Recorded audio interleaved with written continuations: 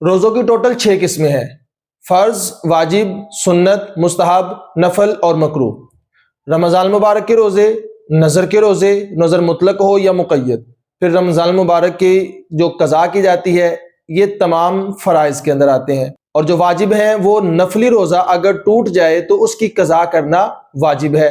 تیسرے نمبر پر سنت روزہ، یوم عاشوراء کا روزہ، 10ویں محرم کا روزہ نامی کے ساتھ ملا کے، یا 10ویں اور 11ویں، یعنی فقط 10ویں نہیں، یا نامی 10ویں یا 10ویں اور 11ویں، یہ روزے جو ہیں یہ 2 سنت ہیں۔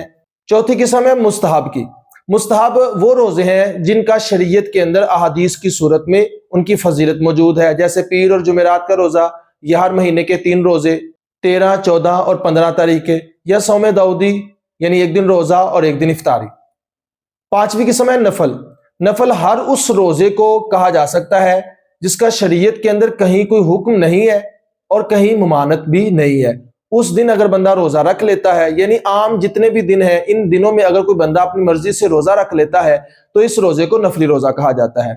اور چھٹی قسم ہے مکروہ۔ مکروہ کی 2 صورتیں ہیں، یا تو مکروہ تحریمی ہوگا یا مکروہ تنزیہی۔ مکروہ تنزیہی یہ ہے کہ جس روزے کے رکھنے سے گناہ تو نہیں ہوگا لیکن شریعت نے اس کو پسند نہیں کیا، جیسے فقط جمعے کا روزہ رکھنا۔ نمبر 2، حضور علیہ الصلوۃ والسلام نے شعبان المعظم 15 شعبان کے بعد روزہ رکھنے سے منع کیا، جس کی وضاحت محدثین نے یہ پیش کی ہے کہ جو کمزور لوگ ہیں وہ ان دنوں میں روزہ نہ رکھیں، کہیں ایسا نہ ہو کہ وہ بیمار پڑ جائیں اور رمضان المبارک کے جو فرض روزے ہیں وہ چھوٹ جائیں یا ان میں کوتاہی ہو جائے۔ تو کمزور لوگ جو ہیں ان کے لیے 15 شعبان کے بعد روزہ رکھنا یہ مکروہ تنزیہی کے اندر آئے گا۔ اور دوسری صورت ہے مکروہ تحریمی، وہ عید الفطر کا دن ہے، عید الاضحیٰ کا دن ہے، اور عید الاضحیٰ کے بعد اگلے جو 3 دن ہیں، یہ ٹوٹل 5 دن ہیں پورے سال میں جن میں روزہ رکھنا مکروہ تحریمی ہے۔